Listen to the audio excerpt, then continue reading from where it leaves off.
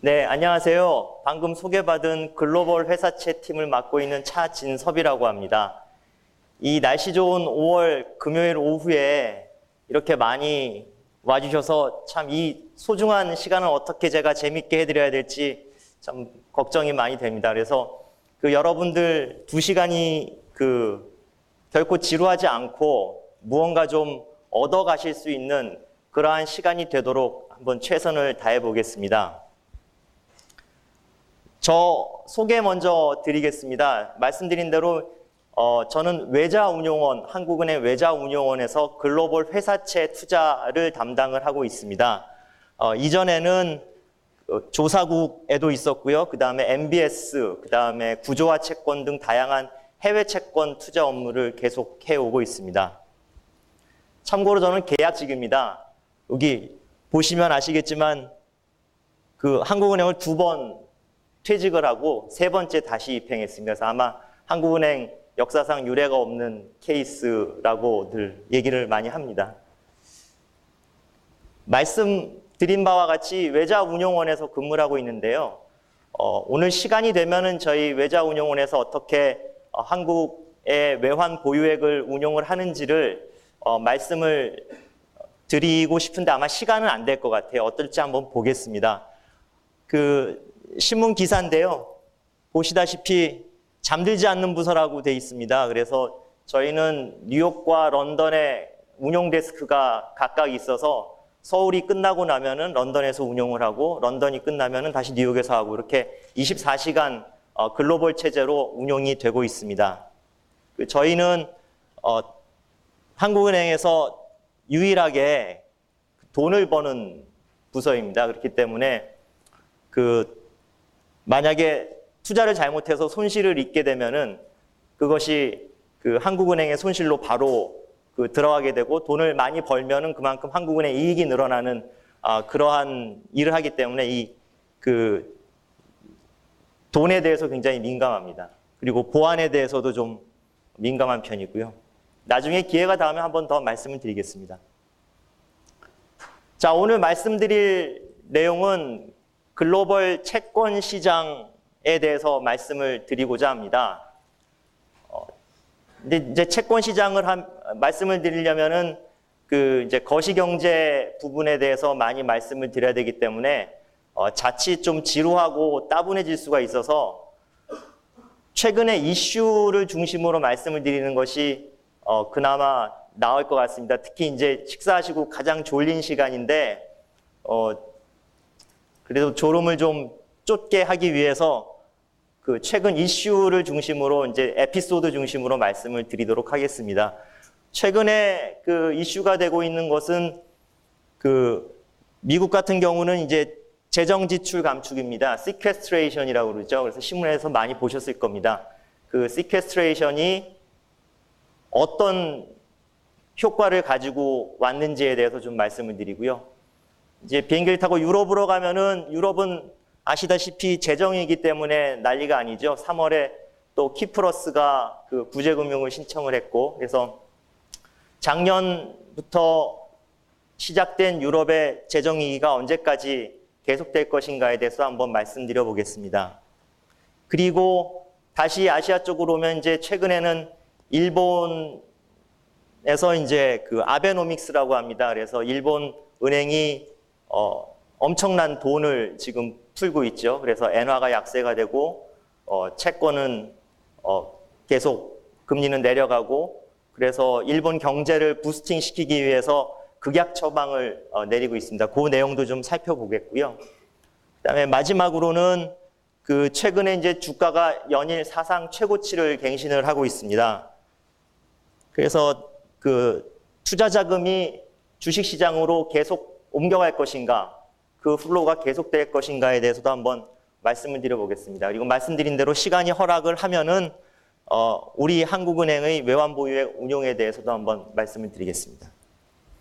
그리고 저는 강의를 저 혼자 하면은 여러분들도 재미없고 저도 재미없으니까 중간중간에 궁금하신 사항이나 코멘트나 질문이 있으시면은 서슴지 마시고 손을 들어주시고 질문해 주시면은 같이 이렇게 디스커션 하면서 진행이 될 수가 있고 그러면은 여러분들도 굉장히 더 얻어가시는 게 더 많을 것 같습니다.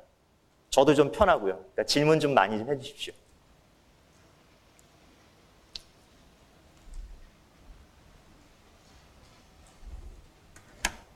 자, 이 채권하고 주식입니다. 오른쪽 그래프를 보시면은 S&P 500이라고 미국 주가 지수죠. 이것이 작년 하반기부터 급격하게 올라갑니다. 그래서 이게 주식이 대세 상승기에 접어들었다라고 얘기를 하고 있고요. 금년도에 약간 좀 주춤하긴 했지만 여전히 연일 그 사상 최고치를 갱신을 하고 있습니다. 이와 같이 이제 주식 시장이 화랑인 경우를 불마켓이라고 하죠. 그래서 이제 본격적인 불마켓인가에 대해서 그 사람들이 이제 논의를 시작을 하고 있습니다. 반면에 이쪽은 미국 정부채하고 독일 정부채 금리입니다. 금리가 내려간다는 것은 채권의 가격이 올라간다는 얘기죠. 그렇기 때문에 금융위기 이후에 안전자산인 미국 정부채, 독일 정부채에 대한 수요가 엄청나게 많았기 때문에 금리는 계속 내려왔었습니다. 그런데 작년 하반기 이후 금리가 약간 올라가면서 이 돈이 주식으로 옮겨가고 있는 것이 아닌가라는 논의가 최근에 진행이 되고 있습니다. 그래서 과연 본격적인 불마켓이냐 아니면 그냥 스틸 베어마켓 중에 일시적인 불마켓이냐에 대해서 한번 사람들이 많은 얘기를 하고 있죠. 그래서 이 그림은 미국이 처음 국채를 발행한 게 1917년입니다. 세계 1차 대전 때 독일하고 그 전쟁을 하게 되면서 이제 돈이 필요하기 때문에 이제 채권을 발행을 하게 되었고요. 요것은 이제 $10,000짜리 미국 국채 실물입니다. 여기 보시면은 쿠폰이 4.25%고 그 다음에 이제 10,000 $10,000짜리 채권의 실물 모습입니다.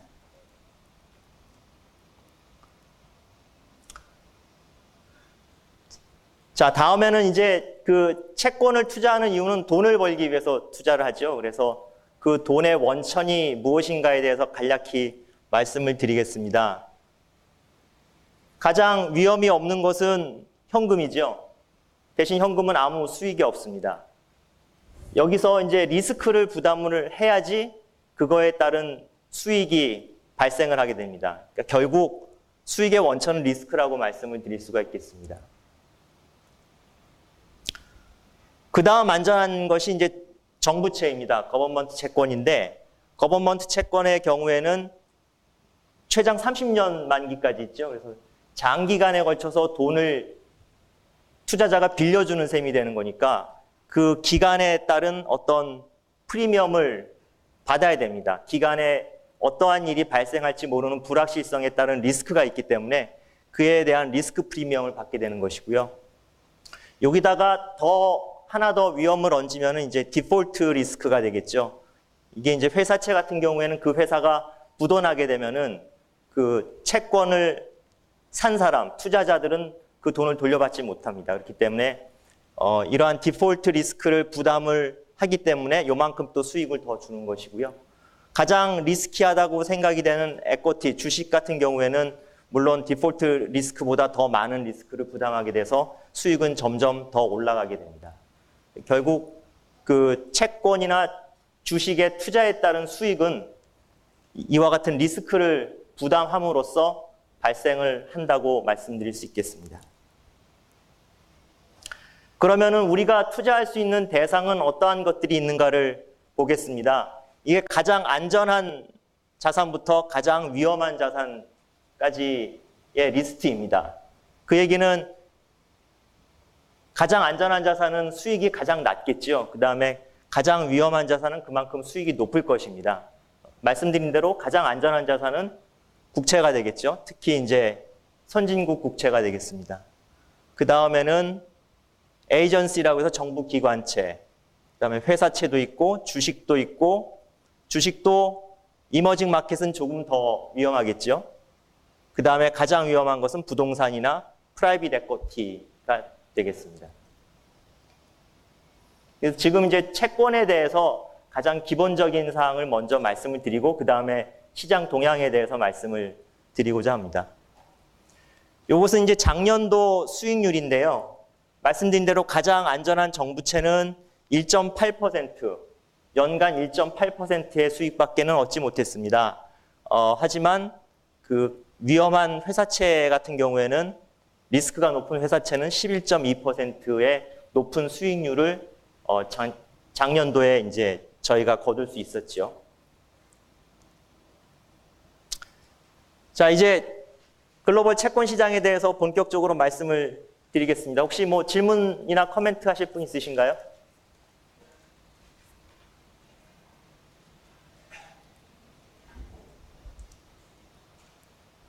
자, 전 세계 채권이 얼마나 되느냐? 전 세계에 있는 모든 반드의 양을 다 합치면은 약 39조 달러 정도 됩니다. 39조 달러는 미국 GDP의 2.4배, 우리나라 GDP의 32배나 되는 엄청난 양입니다. 이 39조 달러 중에서 50% 이상은 정부채로 구성이 되어 있고요. 약 21조 달러. 그 다음에 큰 것이 회사채 6조 4천억 달러. 그 다음이 정부기관채 MBS, ABS 순으로 되어 있습니다.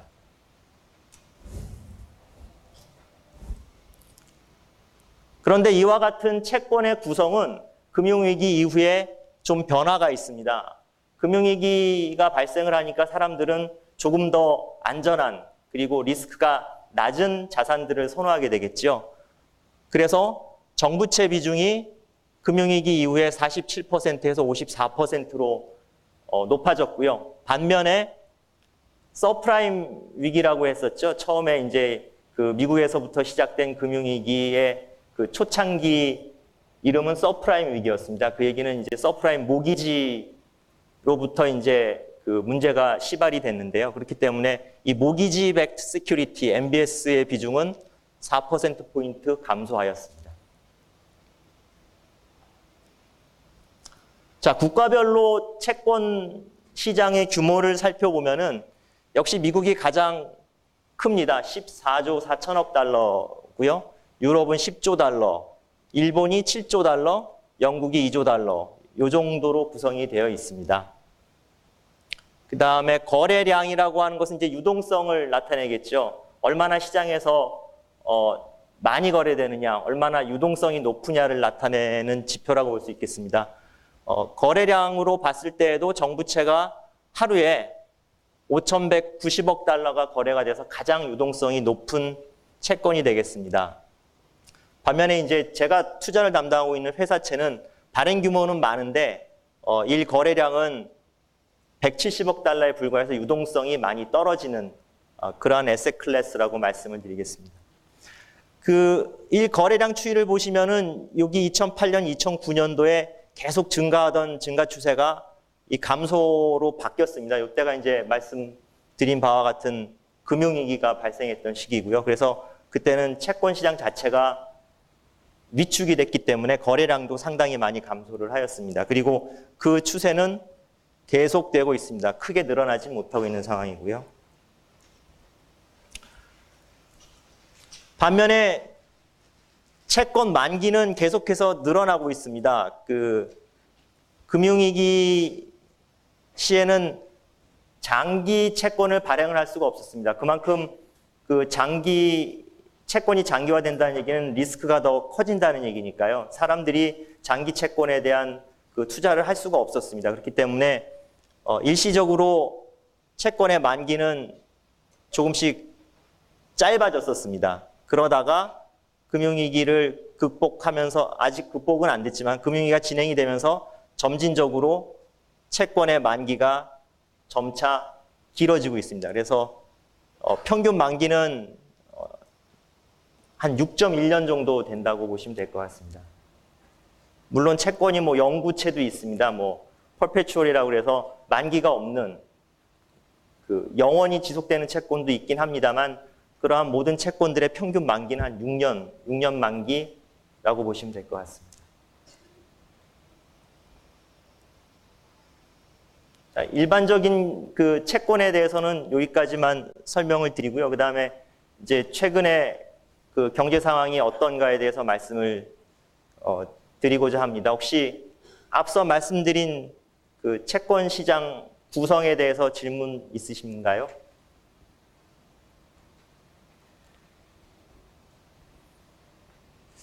예, 아직은 이렇게 그 조시는 분은 없는데 좀 가기가 좀 재미없죠. 근데 조금 있으면 재밌어질 거니까 조금만 좀 그 졸음을 참아 주십시오.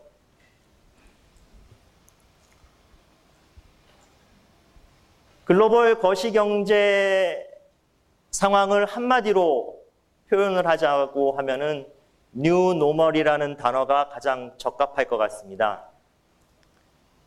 이 뉴 노멀이라는 단어는 핌코의 CEO인 미스터 에리안이라는 사람이 있었는데요. 핌코는 아시겠지만 전 세계에서 가장 큰 채권 펀드를 운용하는 자산운용기관입니다. 약 3조 달러 정도 운용을 하고 있으니까요. 우리나라 외환 보유액이 3,274억 달러거든요. 그러니까 그거의 10배 정도 되는 규모의 채권 펀드를 운영을 하는 기관입니다. 그 핌코의 CEO가 뭐라 얘기를 했냐면 뉴 노멀, 더 이상의 노멀한 상황이 아니다. 새로운 노멀이다라는 얘기를 했습니다. 이 얘기는 뭐냐면은 뒤에서 다시 말씀드리겠지만 우리가 어떤 경제 현상을 설명을 할 때 흔히 가정을 하고 있는 정규 분포, 노멀 디스트리뷰션의 상황은 더 이상 존재하지 않는다. 양쪽 극단치의 리스크가 큰 패테일 리스크가 큰 그러한 상황이 이제 일반적인 경제 현상이 되었다. 그래서 이것은 새로운 보편적인 현상이다. 그래서 뉴 노멀이라는 그러한 용어를 처음 사용을 하였습니다. 이러한 뉴 노멀의 특징으로는 성장이 굉장히 낮습니다. 우리나라 성장률도 금년 중에 2.6% 성장을 예상을 하고 있죠. 뒤에서 말씀드리겠지만 전 세계 성장률도 3% 수준 밖에는 안 될 것으로 예상이 됩니다. 이와 같이 모든 국가의 경제 성장률이 매우 낮은 저성장이 상당히 지속될 것이다. 두 번째는 실업률이 높은 상태가 계속될 것이다. 이것은 일시적인 현상이 아니라 구조적인 현상이다라고 얘기를 합니다. 세 번째는 규제가 강화된다라는 점입니다. 금융위기 이후에 많은 금융기관들이 도산을 했습니다. 2007년이었죠. 2007년 베어 스턴스가 3월에 망하고 이제 9월에 리만이 망하지 않았습니까? 그 전까지는 사실 미국의 투자은행들, 골드만삭스, 모건스탠리 이와 같은 대형 금융기관이 망할 것이라는 것은 상상을 못했었죠. 그래서 대마불사라는 얘기도 있었고 너무 커서 too big to fail. 도무지 도산을 시키면 그 임팩트가 너무 크기 때문에 도산을 할 수가 없다라는 그러한 사람들의 믿음이 있었습니다. 그런데 이제 줄도산을 하게 됐죠. 베어 스턴스, 리만, 그 밖에도 수백 개, 수천 개의 금융기관이 전 세계적으로 다 도산을 하게 됐습니다. 그에 따라서 이 금융 부문에 대한 어떤 레귤레이션이 너무 약했던 것 아닌가. 그래서 규제를 강화를 해서 금융기관의 건전성을 확보해야겠다라는 생각들을 전 세계 금융감독당국, 중앙은행이 하게 되었습니다. 그렇기 때문에 규제가 강화되고 있는 것이 새로운 트렌드가 되었고요. 이전에는 경제적인 어떤 디시전 메이킹은 굉장히 경제 내에서만 이루어졌었습니다. 그런데 이 레귤레이션하고 같은 맥락에서 이 경제 부문에 대해서 이제 정치가 개입을 하게 됐다라는 점이 또 하나의 특징이라고 볼 수 있겠습니다.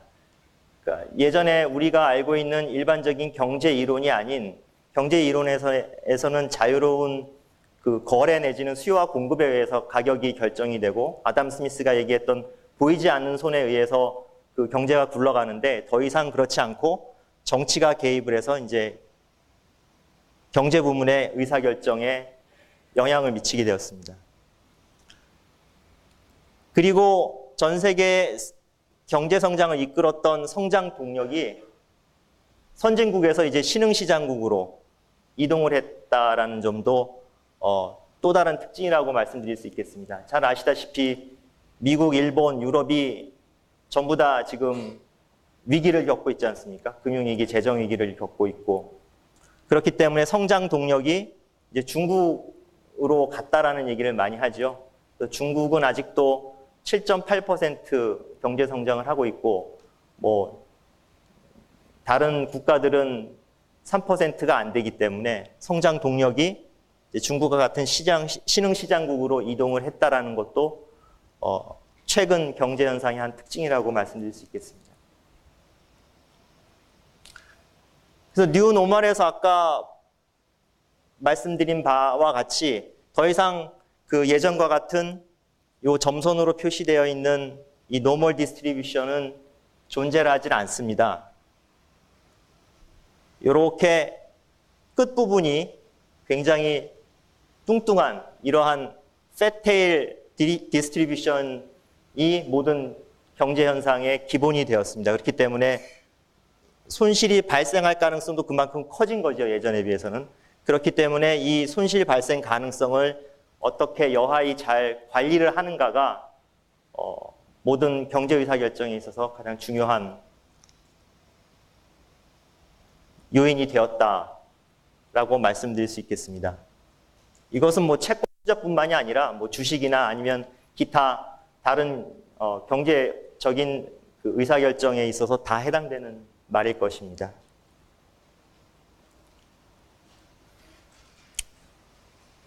그래서 팻테일 리스크를 말씀을 드렸는데, 그럼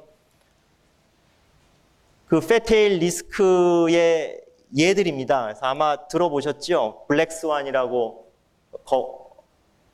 검은 백조인가요? 원래 백조는 하얀색인데 백조지 않습니까? 근데 검은 백조가 있긴 있답니다.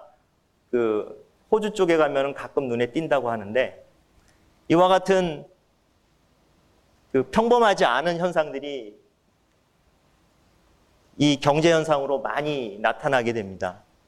예컨대 87년 같은 경우에 1987년 같은 경우에는 주식이 대폭락하는 블랙 먼데이가 있었고요. 2000년대 초에는 이제 IT 버블이라고 해서 실리콘밸리를 중심으로 엄청나게 많은 IT 기업들이 번성을 했다가 또한 10년 내에 다 망했죠.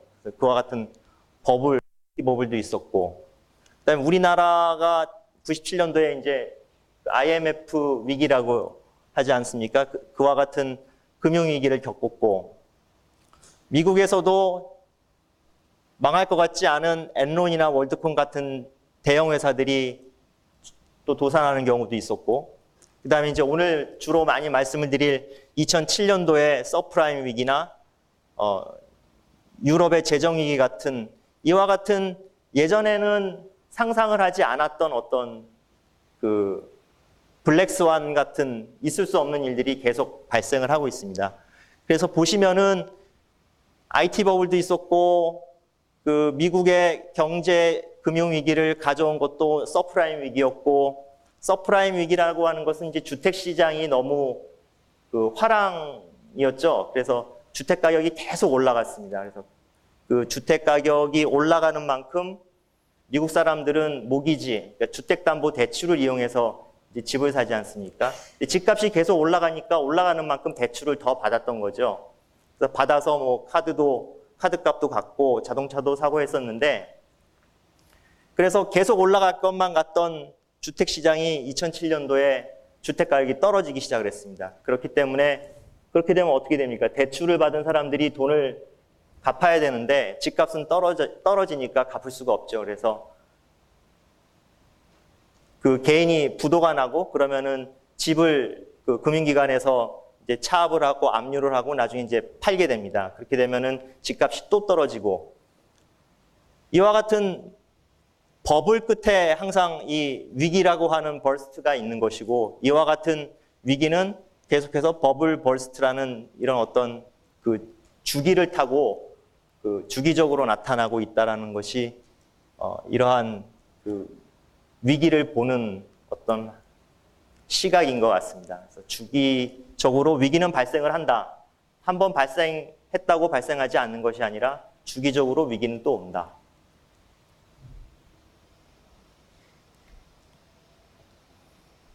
그래서 최근의 상황을 말씀을 드려야 되는데요. 최근 상황이 어떤가? 앞서 말씀드린 대로 경제 성장은 굉장히 둔화됐습니다. 3% 이하의 경제 성장률을 보이고 있고, 미국은 금융위기 끝에 이제 그 sequestration이라는 어떤 그 재정 지출 감축에 따른 리스크 요인이 또 발생을 하고 있고, 유럽은 이제 피스컬 크라이시스 재정 위기가 진행 중에 있고요. 이에 따라서 각국은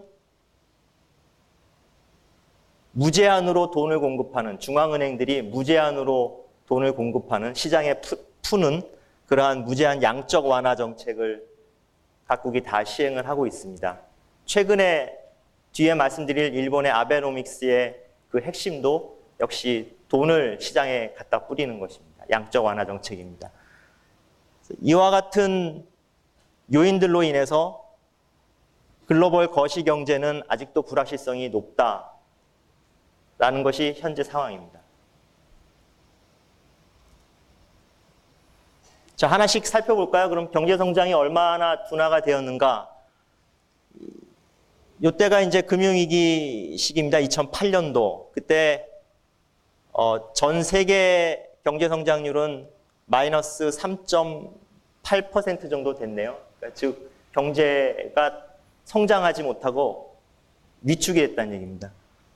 그 이후에도 금융위기는 계속 진행형이라고 말씀드렸고, 그에 따라서 경제 성장률은 2% 내외를 유지하는 수준에 그치고 있습니다.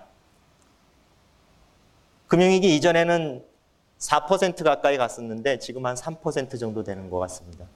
물론 이제 중국은 말씀드린 대로 성장 동력이 미국이나 유럽 같은 선진국에서 신흥시장국으로 이동함에 따라서 높은 경제 성장률을 보이고는 있으나, 보시다시피 중국도 경제 성장률이 조금 하향 추세에 있다고 보입니다. 그래서 금년 중에 전 세계는 3.3%의 경제 성장을 할 것으로 예상이 됩니다. 허나 선진국은 1.2%에 불과하고요.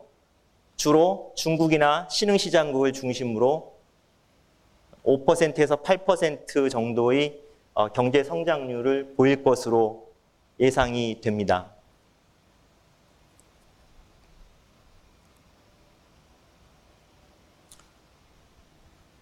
자, 그렇다면은 낮은 경제 성장률에 따른 현상은 뭐 당연하겠지요. 실업률은 굉장히 높고 물가 상승률은 굉장히 낮습니다. 낮은 수준을 유지하고 있습니다.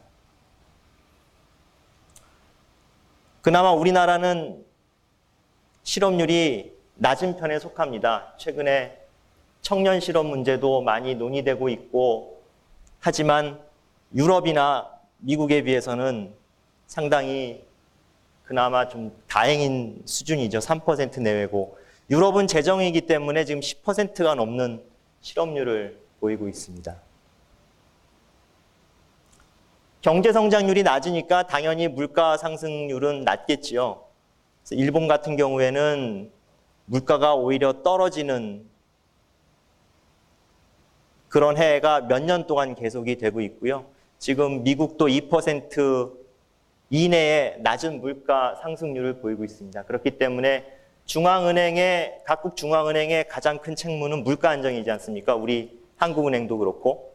하지만 물가가 낮기 때문에 시장에 충분한 유동성을 공급을 해도 물가에 대한 부담이 없기 때문에 각국 중앙은행은 지금 경쟁적으로 그 시장에 돈을 풀고 있습니다. 그래서 신문 지상에는 이것이 그 통화 전쟁을 촉발하는 것이 아닌가라는 그런 우려도 가끔 나오고 있습니다. 이와 같은 양적 완화 정책에 대해서는 뒷부분에서 한번 다시 말씀을 드리겠습니다.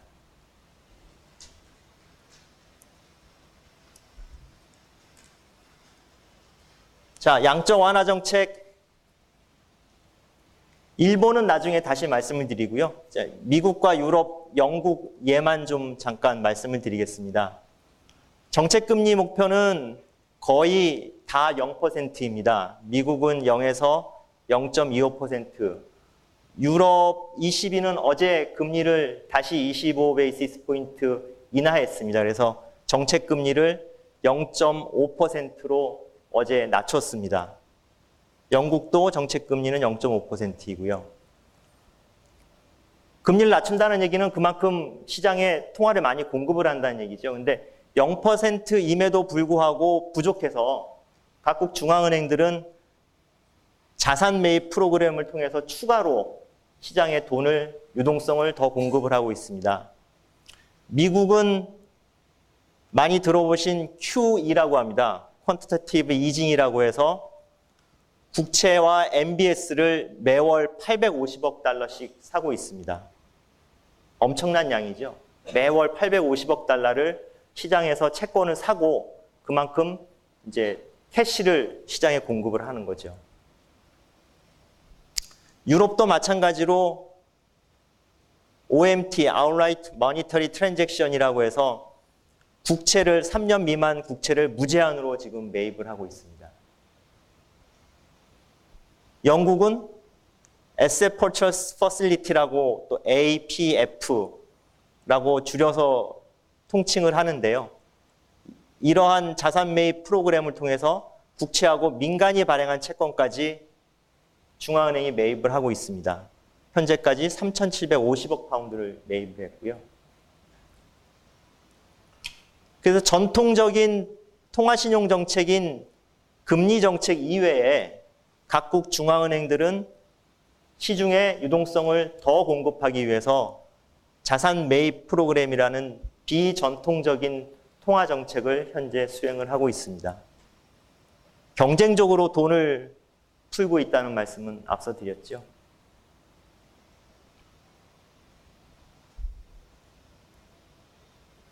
자, 이와 같이 중앙은행이 엄청난 유동성을 시장에 공급을 하니까 당연히 금리는 낮아지겠죠.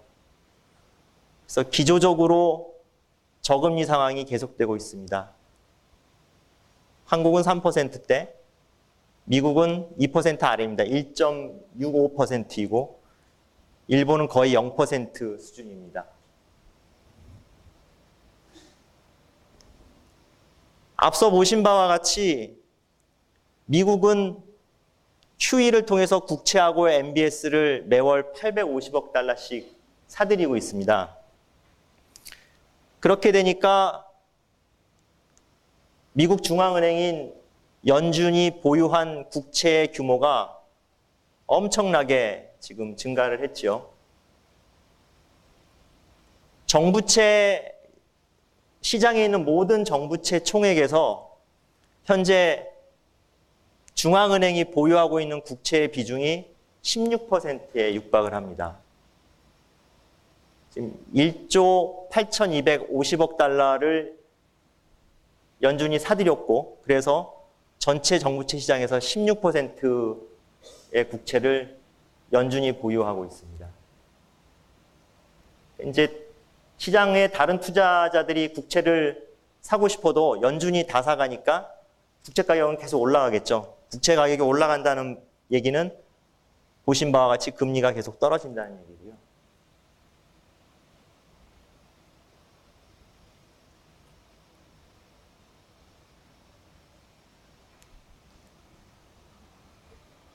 다음에 글로벌 거시경제의 현재 상황을 나타내는 것으로 저는 회사채 스프레드를 보여드리고자 합니다. 이 스프레드가 가산금리라고 하죠. 스프레드가 높다는 얘기는 그만큼 사람들이 그 위험을 위험이 크다고 판단을 해서 가산금리를 더 많이 요구를 하는 것이고, 그렇기 때문에 채권의 가격은 더 떨어지는 것을 의미합니다. 작년에 그 유럽 재정위기가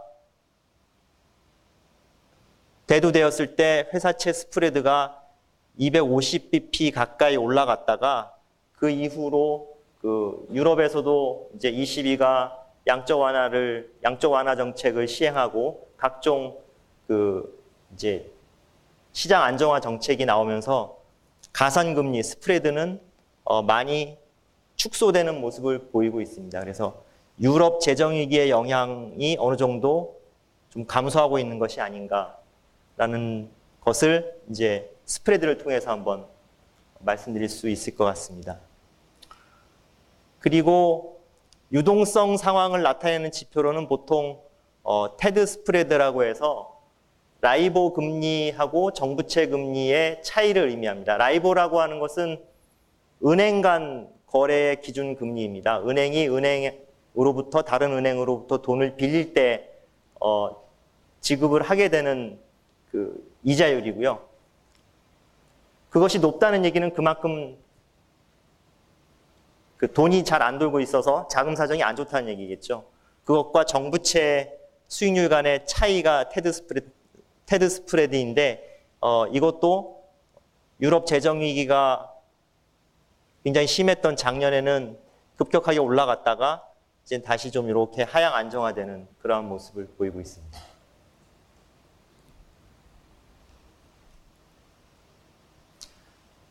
자, 이제 두 주제에 대해서 말씀을 드렸습니다. 이제 글로벌 채권 시장이 어떻게 구성이 되어 있고 어떻게 그 변화하고 있는지, 그 다음에 최근에 그 경제 상황을 아주 개략적이긴 하지만 한번 쭉 훑어보았습니다. 자, 그러면은 이제 약간 그 졸리신가 봐요. 이제 고개를 숙이고 계신 분이 몇 분 계시기 때문에 이제 토픽별로 좀 시장 상황을 조금 재미있는 토픽을 좀 골라서 토픽별로 말씀을 드리겠습니다.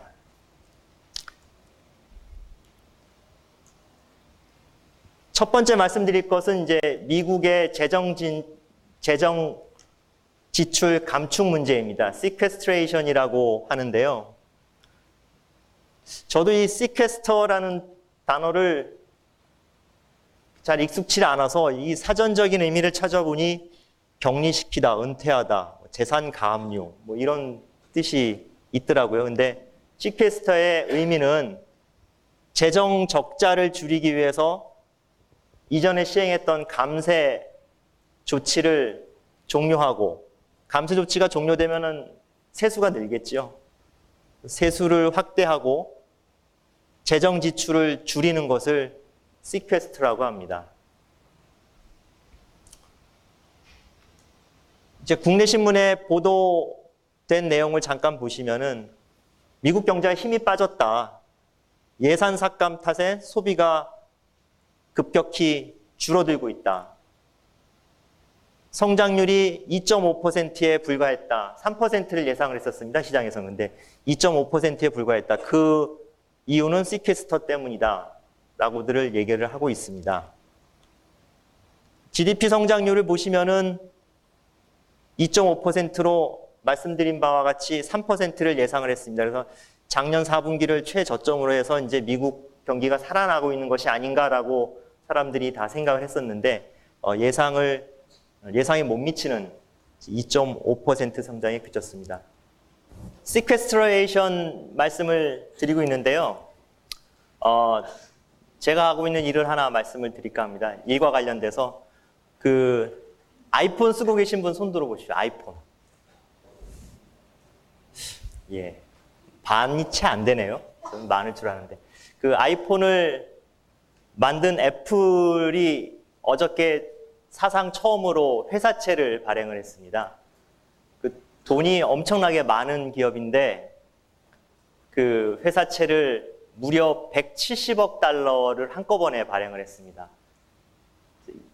단일 기업으로는 금융기관을 제외한 단일 기업이 발행한 채권 규모로는 사상 최대 규모입니다. 170억 달러의 회사채가 쏟아져 나오니까 그것이 정부채 금리에도 영향을 미쳤습니다. 그래서 정부채 금리가 올라가는 쪽으로 작용을 했고요. 그런데 이 애플사가 가지고 있는 현금이 어마어마합니다. 제가 정확히 지금 숫자는 기억을 못 하는데 몇 천억 달러의 그 현금이 있답니다. 이제 그게 주로 국내가 아니라 해외에 있어서 그 현금을 가져다 쓰게 되면은 35%의 세금을 내야 된다고 하더라고요. 그래서 애플은 그 많은 현금을 두고 다시 채권을 발행을 어제 했습니다. 그저께군요. 그제 발행을 했는데 문제는 이 채권 발행을 통해서 조달한 자금을 어디다 쓸 것인가를 보면은 뭐 일반적인 기업 활동을 하는데 쓰는 것이 아니라 자사주 매입에 쓴답니다. 그 다음에 현금 배당을 하고 그러니까 결국은 주주들을 위해서 그 사용을 하는 것이지요. 그래서 과연 이것이 정당한 것인가? 채권자로부터 주주로 부를 이전시키는 것이 이게 합당한 행동인가에 대해서 또 논란이 되고 있습니다. 하여튼 사상 최대 규모의 그 채권 발행이었기 때문에 잠깐 말씀을 드렸습니다. 자, 시퀘스트레이션 마저 말씀을 드리죠. 주요 내용은 재정 지출을 일단 줄이는 것입니다. 재작년이었죠. 미국이 국가 채무가 과다하다라는 이유 때문에 AAA에서 AA로 신용 등급이 하락했습니다. 미국이 당연히 AAA 국가임은 아무도 의심을 하지 않았었죠, 그간. 그런데 미국이 AA로 신용 등급이 강등되었습니다. 이것도 앞서 말씀드린 어떤 그 패테일, 뉴노멀 내지는 블랙스완의 현상이라고 하나 볼 수 있겠죠. 그때부터 얘기가 된 이제 재정 적자 문제를 해결하기 위해서 미국은 향후 10년간 1조 2천억 달러의 정부 지출을 줄이기로 법을 만들었습니다. 그래서 금년 중에만 총 850억 달러의 재정 지출을 줄여야 합니다. 재정 지출이 줄게 되면 어떻게 됩니까? 경제는 더 나빠지죠.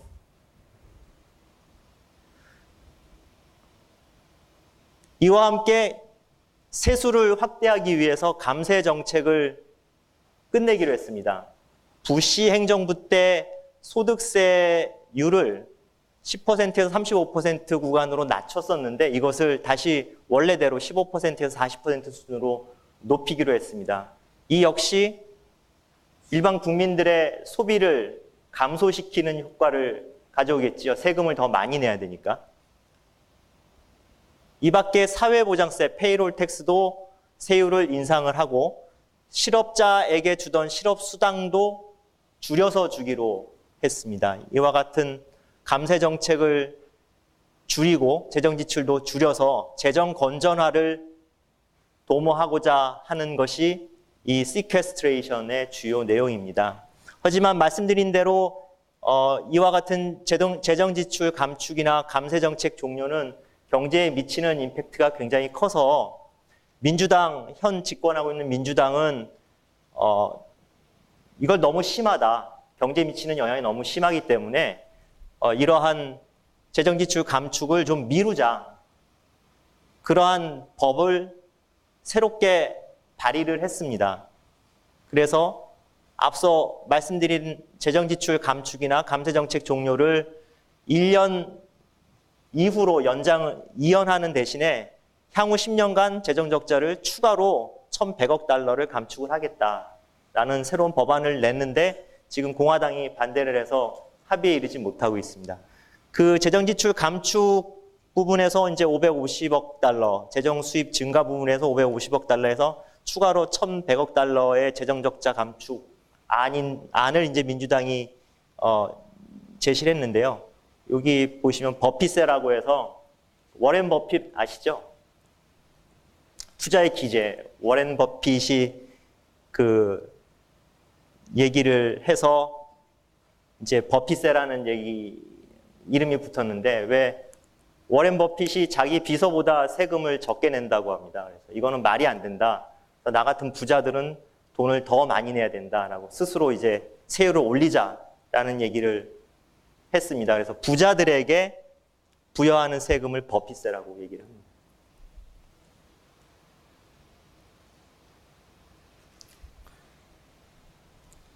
그래서 시퀘스트가 실행이 되면은 각 공공부문에서의 예산이 이만큼씩 줄어들어야 됩니다.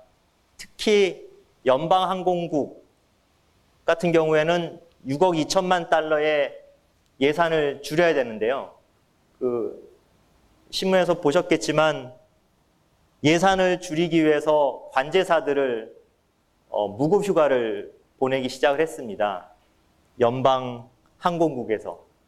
그러니까 관제사가 부족하니까 비행기가 이착륙하는데 시간이 더 걸리고, 그래서 뭐 1시간, 뭐 1시간 반씩 모든 비행기가 이제 지연이 됐습니다. 그래서 사람들의 불만이 마구 높아지니까 의회에서 다시 얘네들의 예산 삭감은 없던 걸로 하자. 그래서 뭐 2억 달러인가를 뭐 추가로 증액을 했다고 합니다. 하여튼 이런 식으로 이 시퀘스터에 대한 시퀘스터로부터의 영향은 그 미국 국민 일상생활에 영향을 미치게 되고요. 조금 더 이제 확대가 된다면은 전 세계 경제 활동에도 당연히 영향을 미치게 됩니다. 예상 효과 부분을 잠깐 살펴보면은 시퀘스터로 인해서 재정 지출 감축 규모는 뭐 아까 말씀드린 대로 1,100억 달러, 올해 것만 보면은 이렇습니다. 이러한 식으로 어떤 그 소득세나 사회보장세가 늘고 실업수당이 축소되고 재정 지출이 감축을 해서 GDP 성장률을 최대 2.7%까지 낮출 수 있다고 합니다. 연간. 굉장히 높은 숫자죠. 2.7%면은 아까 말씀드린 대로 1분기 미국 GDP 성장률이 2.5%였는데 연율로 2.5%였는데 2.7%가 깎이면 마이너스 성장이 되지 않습니까? 굉장히 심각한 문제입니다. 자, 다음 주제 이제 유럽으로 넘어가고자 합니다. 미국 쪽에 대해서 질문은 이따 한꺼번에 제가 시간을 좀 드리겠습니다. 그래서 그때 한꺼번에 질문을 받도록 하고 그냥 넘어가죠. 뭐 아주 급하신 질문은 중간에 하셔도 좋고요.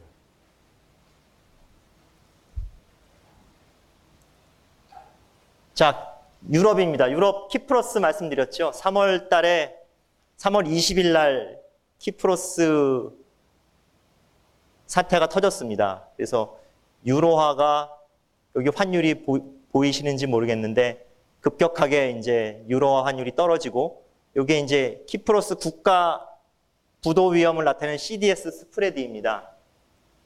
CDS 스프레드가 급등을 하는 이런 일이 일어났고요. 그래서 2010년부터 시작을 해서 그리스, 아일랜드, 포르투갈에 이어서 키프로스가 4번째로 구제금융을 신청을 했습니다. 구제금융은 IMF에서 90억 달러, ESM이라고 해서 이제 유로피안 스테빌라이제이션 메커니즘인가? 뒤에 다시 한번 설명드리겠습니다. 이러한 어떤 규제 당국입니다. 규제 기구입니다. 그쪽에서 10억 달러. 그다음에 중앙은행인 ECB가 긴급 자금을 지원을 해서 키프로스를 살리기로 했고요. 대신 키프로스 사태에서 특이한 점은 키프로스 은행에 예금한 사람들은 손실을 보게 됩니다. 지금까지 금융위기가 여러 차례 발생을 했었지만 예금자가 손실을 부담한 사례는 없었습니다.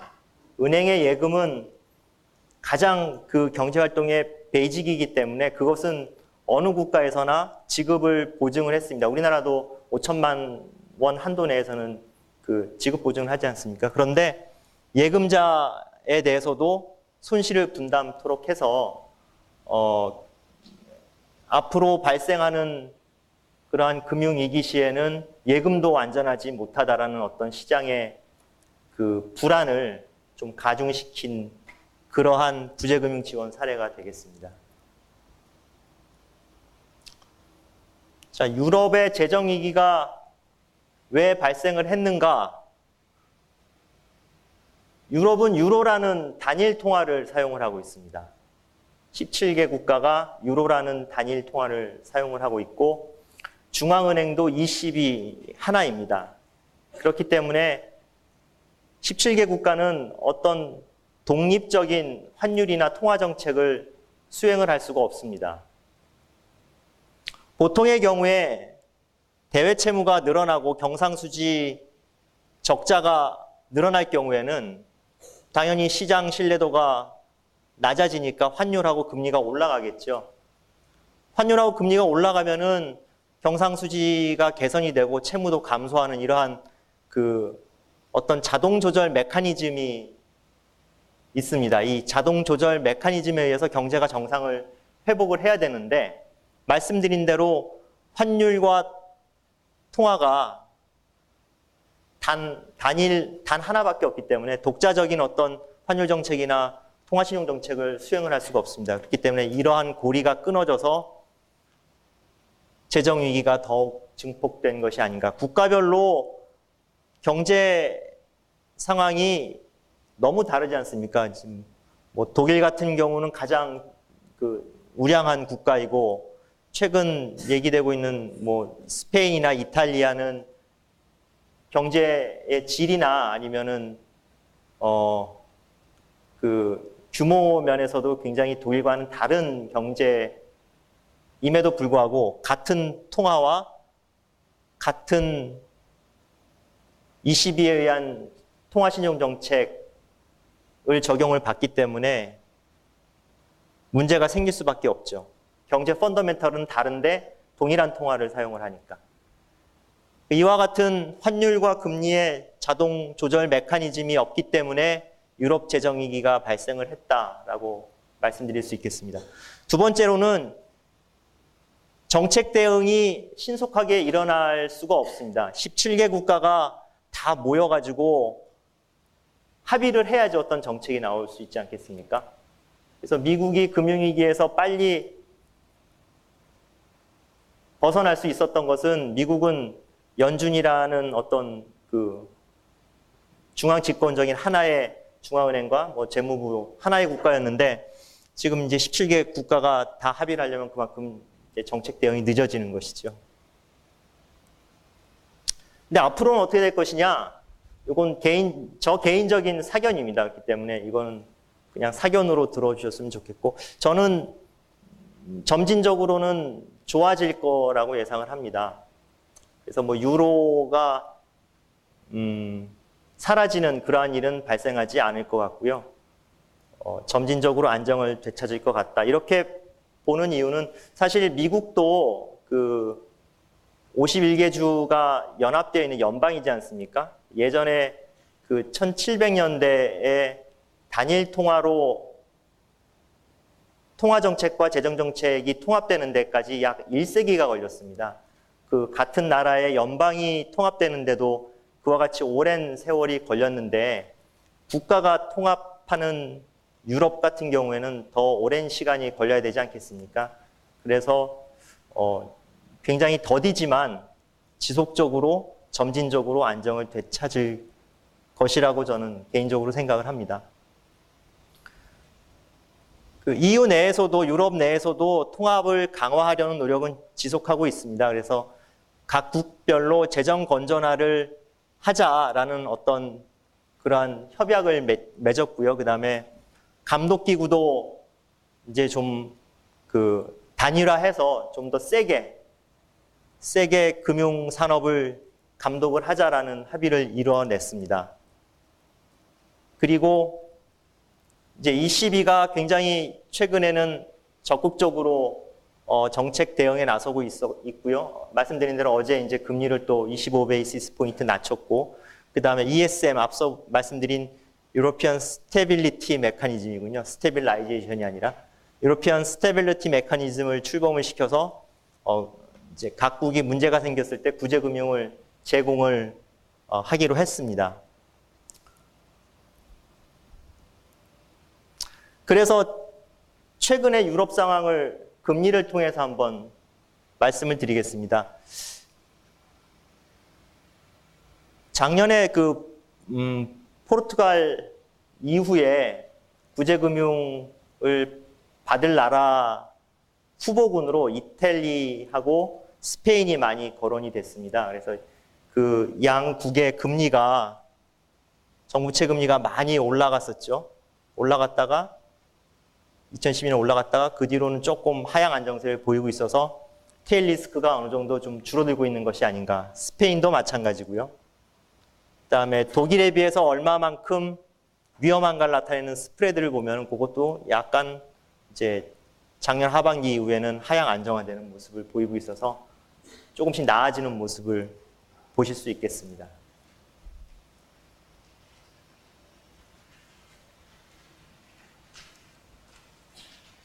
혹시 뭐 꼭 질문하고 싶으신 분?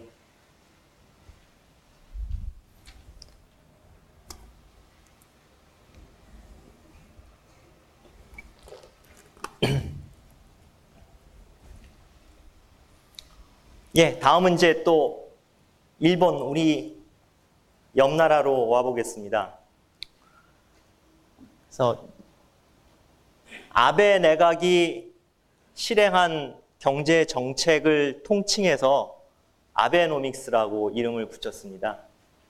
예전에 그 미국 레이건 대통령의 그 정책을 레이거노믹스라고 했었죠. 그와처럼 아베노믹스라고 했는데요. 아베 내각은 작년 12월에 출범하자마자 적극적인 경기 부양 정책을 천명을 했습니다. 그래서 재무성 출신 구로다 총재를 일본은행 총재로 임명을 했고요.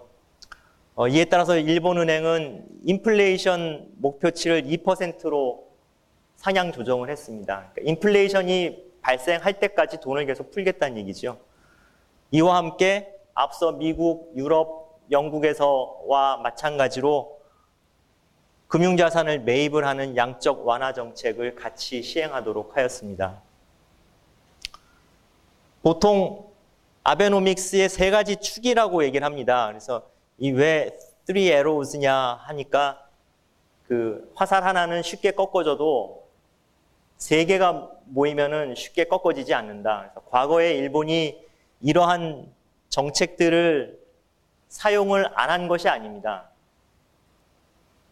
금리도 0%에 가까운 수준으로 많이 낮췄고요. 그다음에 재정 지출도 확대했었고, 하지만 그 정책들이 각각 개별적으로 이루어졌기 때문에 효과를 거둘 수 없었다고 판단을 해서 이번에는 세 가지 정책을 한꺼번에 쓰자.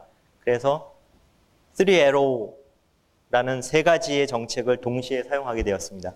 말씀드린 대로 과감한 통화 정책을 통해서 무제한으로 돈을 풀고 있고요. 이에 따라서 엔화 가치가 떨어지고 돈이 많이 풀리니까 이제 주가도 올라갈 수 있겠죠. 이러한 것을 이제 기대를 하고 있고, 재정 지출도 확대를 해서 직접적인 경기 부양을 지금 꾀하고 있습니다.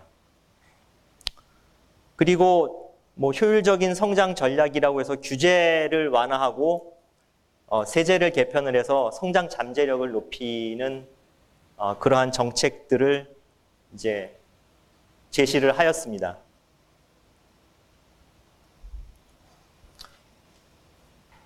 자세히 말씀을 드리면은 통화 정책을 과감하게 실행을 해서 돈을 많이 풀고 재정 지출을 확대를 하고 그 다음에 세제 개편 등 성장을 지원하는 전략을 통해서 금융 부문에서는 인플레이션을 일으키고 엔화 가치를 떨어뜨려서 10년 이상 끌어온 디플레이션을 해소하겠다라는 것이 일본 아베노믹스의 어떤 작동 메커니즘이라고 볼 수 있겠습니다.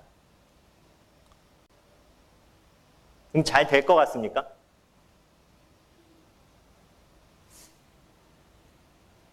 한번 거수를 해볼까요? 모르시면 안 드셔도 되고요. 성공할 것 같다고 생각되시는 분 손 들어보십시오. 최근에 신문에서 많이 나오고 있기 때문에 아마 관심들은 많으실 것 같은데 한 15분 정도 실패할 것 같다. 훨씬 많으시네요. 예. 시장에서도 실패할 것으로 보는 견해가 조금 더 우세한 것 같습니다. 성공을 하기 위해서는 말씀드린 대로 인플레이션을 유발을 해야 되는데 과거 버블기에도 인플레이션은 2% 미만이었거든요. 경기가 좋을 때도. 그렇기 때문에 일본은 구조적으로 노령화 사회이기 때문에 2% 인플레이션을 달성하기는 어려울 것이다라고 보는 견해가 많습니다. 그리고 글로벌 거시경제 여건 측면에서 봤을 때 물론 엔화가 약세로 가서 수출이 증대되는 효과를 기대하겠죠. 일본 정부는. 하지만 우리나라를 포함을 해서 그 주변국에 대한 부정적인 영향 때문에 아마 환율 조작에 대한 비난을 받게 될 것입니다. 물론 최근에 있었던 그 G20 그 재무장관 중앙은행 총재회의에서 미국, 유럽 등 선진국들이 일본의 아베노믹스를 용인하는 그러한 식의 발언을 하긴 했지만 이 근린 궁핍화 정책, 우리나라를 포함한 그 신흥국에 대한 부정적 영향을 고려할 때 조만간 어떤 그 비난이 다시 불거져 나오지 않을까 예상이 됩니다.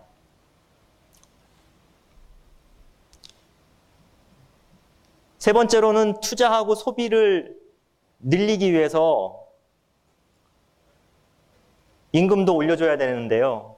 임금이 올라가면은 마냥 좋은 건 아닙니다. 왜냐하면은 엔화 약세 때문에 수입 물가가 올라가기 때문에 그만큼 실질 소득은 또 줄어들 우려가 있는 것이고요. 그 밖에 재정 정책도 단기적인 경기 부양 효과에 그쳐서 오히려 재정 건전성만 악화시킬 가능성도 높습니다.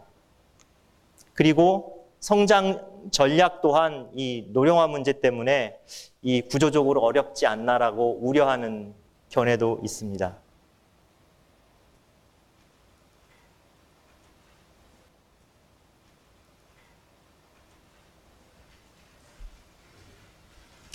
그래서 아베노믹스가 발표가 됐을 때부터 한번 보시면은 일본의 정부채 금리는 급격하게 떨어졌습니다.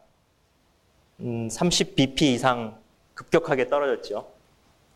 그리고 환율은, 엔달러 환율은 엄청나게 올라갔습니다. 가파르게. 이에 따라서 우리 원화도 따라서 약세가 됐습니다. 일시적으로는 지금 국제금융시장의 반응은 우호적인 것으로 보입니다. 하지만 앞서 말씀드린 대로 장기적으로는 재정 건전성 악화나 소비 투자 위축이 우려돼서 성공할지에 대해서는 지금 약간 그 의심이 많이 가는 그런 상황입니다. 자, 일본 말씀드렸고요. 혹시 뭐 코멘트 하실 분 있으신가요? 자, 마지막으로 이제 그 투자 자금 대이동, 그레이트 로테이션이라는 얘기입니다. 그래서 이것을 작년에 그 BOA 메릴 린치에서 처음 사용을 했습니다. 그레이트 로테이션. 투자 자금이 대규모로 이동을 할 것이다. 어디에서 어디로? 채권에서 주식으로. 그래서 맨 처음에 보여드렸던 바와 같이 주가가 계속해서 올라가는 대세 상승기를 맞이할 것이다. 라는 주장을 이제 BOA 메릴 린치에서 작년에 처음 이제 말을 꺼냈습니다. 보셨던 바와 같이 주가는 많이 올라갔습니다. 그리고 3월 들어서 약간 조정을 받긴 했지만 계속 사상 최고 수준을 유지를 하고 있어서 주식으로 자금 이동이 본격화된 것이 아닌가라는 얘기를 많이 하고 있습니다. 하지만 이 붉은색 그래프는 이제 주식시장으로 들어간 돈의 양이고요. 점선으로 표시된 것은 채권 시장으로 들어간 자금입니다. 보시면은 양쪽 다 지금 돈이 많이 들어가고 있다는 얘기입니다. 채권을 팔고 주식으로 가는 것이 아니라 채권도 사고 주식도 사는 이러한 현상이 발생을 하고 있습니다. 이게 어떻게 가능할까요? 양적 완화 정책입니다. 시중에 돈이 너무 많이 풀렸기 때문에 사람들이 채권도 사고 주식도 사는 것입니다. 그렇기 때문에 주식으로 채권 투자 자금이 옮겨가는 그레이 로테이션은 아니지 않나 그렇게 판단이 됩니다. 또 다른 그 근거로 보시면은 주식 시장으로 유입되는 것보다 채권 시장으로 유입되는 자금이 더 많고요. 그 자금의 원천은 단기 자금 시장입니다. MMF와 같은 단기 자금 시장에서 주식과 채권을 옮겨가는 것이지 채권에서 주식으로 옮겨가는 것은 아니다라는 점을 볼 수 있고 2002년 이후로부터 누적 자금 유입을 보시면은 채권이 훨씬 더 많습니다. 주식은 그 유럽 재정위기 때 오히려 순유출을 보였다가 이제 최근에 다시 들어오는 그런 모습을 보이고 있어서 그레이 로테이션은 아니다라고 판단이 됩니다. 채권은 주식과 다르다라는 말씀을 드리고 싶습니다. 그래서 기본적으로 투자자들도 다르고요. 투자 목적도 다릅니다. 그래서 주식과 채권은 상호 대체성이 낮다라고 말씀드릴 수 있겠고요. 채권 투자자들은 캐피탈 게인보다는 안정적인 그 이자 수입을 더 선호합니다. 그리고 앞으로도 노령 인구가 증가하면은 그 채권 시장으로의 그 자금 유입은 계속될 것이라고 생각이 되고요. 또 뭐 연금 같은 경우에는 원래 장기 투자를 하고 있기 때문에 주식으로 급격하게 그 자산 배분을 바꿀 것 같지는 않습니다. 그렇기 때문에 그레이 로테이션은 아니다라고 판단이 됩니다. 자, 여기까지가 이제 그 제가 준비한 그 글로벌 채권 시장 동향하고 최근에 어떠한 이슈들이 그 국제금융시장에서 대두되는가에 대해서 말씀드렸습니다. 시간이 조금 남으니까요. 한 5분 정도 그 저희 한국은행의 외환 보유액 운용에 대해서 간략히 좀 말씀을 드리고 그 다음에 이제 질문을 좀 받도록 하겠습니다.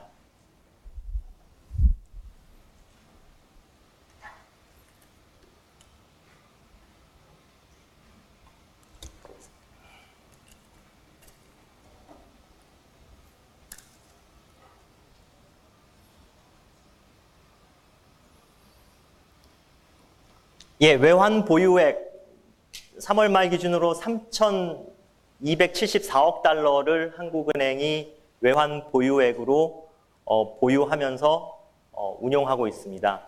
그것을 담당하는 부서가 이제 제가 있는 외자운용원이고요. 자, 외환 보유액이 무엇인가를 말씀을 드리면은 통화 당국이 즉시 사용할 수 있고 통제가 가능한 그러한 외화 자산을 얘기를 합니다. 그리고 이와 같은 외화 자산은 충분히 유동적이어야 하고 마켓업을 해야 된다라는 조건이 있습니다. 외환 보유액 추이를 보시면은 IMF 때는 200억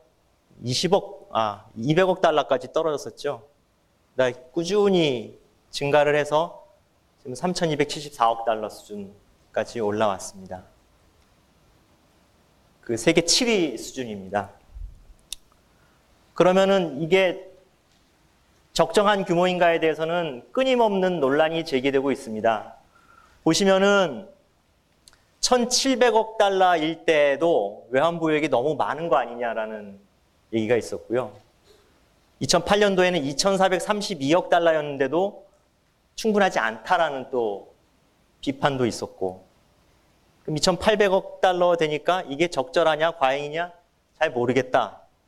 그 다음에 최근에는 또 외환 보유액을 과도하게 쌓을 필요도 없다라는 이러한 주장도 나오고 있습니다. 적정 외환 보유액에 대한 논의는 많은 연구들이 진행이 되고 있습니다. 뭐 예컨대 뭐 6개월 수입액을 뭐 기준으로 제시하는 사람도 있고요. 다양한 의견이 있습니다. 저희 한국은행 외자운용원에서는 외환 보유액을 3가지 목표를 가지고 운용을 하고 있습니다. 안전성과 유동성을 확보하는 가운데 수익성을 높이는 것을 목표로 하고 있습니다. 예상하시겠지만 안전성이나 유동성과 수익성은 서로 상충되는 부분이 있기 때문에 이 트레이드오프를 해결을 하면서 운용을 해야 됩니다. 하지만 안전성과 유동성이 수익성에 앞선다고는 분명히 말씀을 드려야 될 것 같습니다. 국가 재산이니까요. 가장 중요한 것은 안전성과 유동성입니다. 뭐 절차에 대해서는 뭐 별로 이렇게 재미가 없으실 것 같으니까 어디에 투자하고 있는지만 말씀을 드리죠. 정부채, 정부기관채, 회사채, MBS, 주식 이렇게 투자를 하고 있습니다. 보시면은 정부채의 비중은 계속 줄어왔습니다. 그러다가 이제 금융위기, 유럽 재정위기 이후에 정부채 비중은 이 수준을 그냥 계속 유지하는 38% 수준을 유지하고 있고요. 대신 MBS를 많이 늘렸고 주식을 좀 많이 늘렸습니다. 이와 같은 그 투자 다변화를 통해서 정부채나 정부기관채에만 투자할 때보다 수익은 높고 위험은 낮은 그러한 투자 다변화 효과를 가져왔습니다. 잘 아시는 이피셔넌트 프론티어죠? 이피셔넌트 프론티어가 이렇게 확장되는 모습을 보였습니다. 그리고 통화 측면에서는 그 통화 다변화도 추진을 해서 US 달러 외 다른 통화로도 투자를 하고 있습니다. 그래서 US 달러 비중은 57.3%로 좀 줄어드는 모습을 보였고요. 전 세계 외환 보유액을 보시면은 달러 비중이 한 62%니까 요거보다는 조금 다른 통화의 비중이 좀 높다라고 생각이 됩니다. 우리 강혜준 청취자님께 다시 한번 감사드립니다. 감사합니다. 수고 많으셨습니다.